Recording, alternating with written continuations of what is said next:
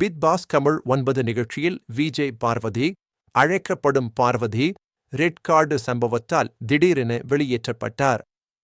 இந்த வெளியேற்றத்திற்கு பிறகு அவரது தொழில் பயணத்தில் என்ன மாற்றங்கள் ஏற்பட்டன, மனநிலை குறித்து என்ன தகவல்கள் உள்ளன என்பதை இந்த வீடியோவில் விரிவாக பார்ப்போம்.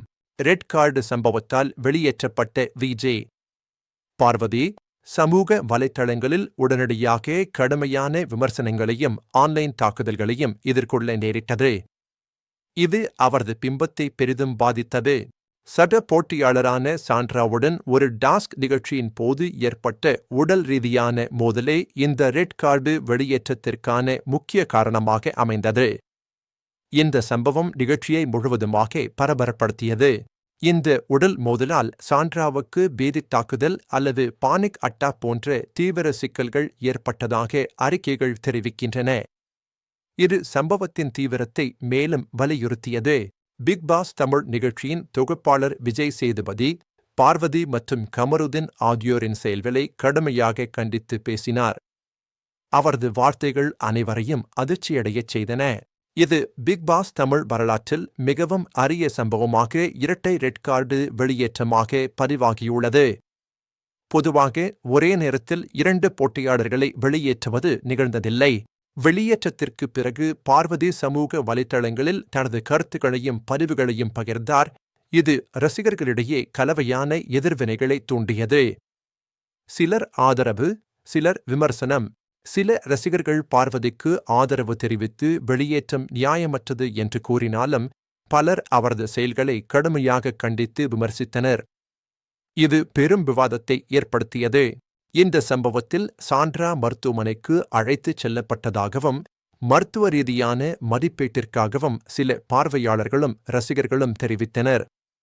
இது சம்பவத்தை மேலும் சர்ச்சைக்குரியதாக்கியது. பிக் பாஸ் தமிழ் 9 இந்த சம்பவம் ஆன்லைனில் பரவலான அதிர்ச்சி, கோபம் மற்றும் விவாதங்களை ஏற்படுத்தியது. பலர் இதை பற்றி பேசினர்.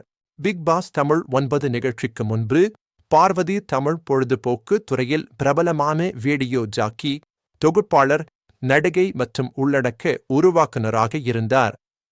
விஜய் பாரு என்று அறியப்பட்டவர். அவர் தனது தனித்துவமான தொகுத்து வழங்கும் பாணியாலும், பல்வேறு தொலைக்காட்சி நிகழ்ச்சிகளிலும் டிஜிட்டல் பிளாட்பார்ம்களிலும் தோன்றியதாலும் புகழ் பெற்றார்.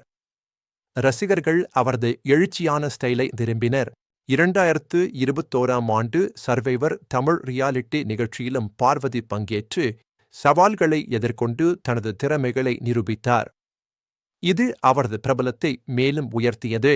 மேலும் சிவகாமியின் சபதம் மற்றும் கருங்காப்பியம் போன்ற தமிழ் திரைப்படங்களில் பார்வதி நடித்து நடிப்புத் திறனை வெளிப்படுத்தினார்.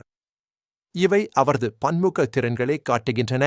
பிக் பாஸ் தமிழ் 9 வெளியேற்றத்திற்கு பிறகு பார்வதியின் குறிப்பிட்ட தொழில் நகர்வுகள், புதிய திட்டங்கள் அல்லது பணிகள் பற்றிய தகவல்கள் மிகவும் குறைவாகவே உள்ளன.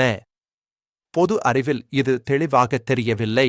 அவரது தற்போதைய மனநிலையை துல்லியமாகவும் உறுதியாகவும் மதிப்பிடுவது மிகவும் கடினமான காரியமாக உள்ளது. தனிப்பட்ட தகவல்கள் பொதுவெளியில் இல்லை.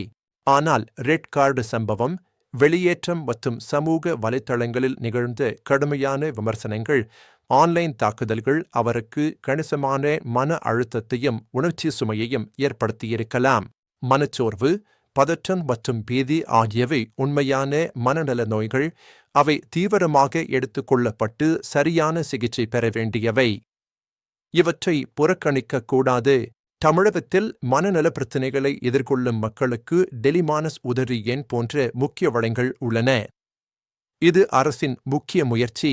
இந்த அரசு முன்முயற்சியான டெலிமானஸ் மாணவர்கள், இளைஞர்கள் மற்றும் பொதுமக்களுக்கு மனநல ஆதரவு, ஆலோசனை மற்றும் உதவிகளை வழங்குகிறது. எப்போதும் அணுகலாம். கூடுதலாக, தமிழகம் முழுவதும் உள்ள பல மருத்துவமனைகள், மனநல மையங்கள் மற்றும் கிளினிக்குகள் ஆலோசனை, சிகிச்சை, மருத்துவ பராமரிப்பு ஆகியவற்றை வழங்கி வருகின்றன.